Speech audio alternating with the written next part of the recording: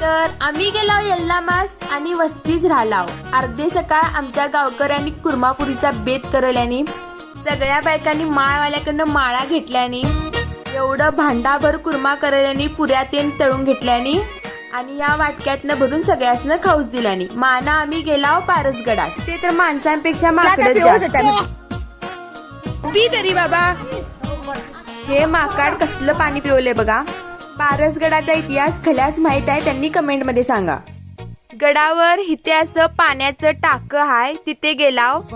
दांडगा मोठा दगड आहे बाई, तोनी पोकरून तिथे खाल भारी मंदिर आहे परशुरामाचं, तिथे जाऊन पायातेन पडून येलाव। ही रिक्षा बघून मला दे धक्का पिक्चर आठवला। मान येलाव यल्लामा देवीजवळ परशुरामाचं मंदिर आहे तिथे। मागच्या व्हिडिओत मीठ घालताना दाखवलो ते नव्हे म्हणे, हे मेन मंदिर आहे, सगळ्यांनी पाया पडून घेवा।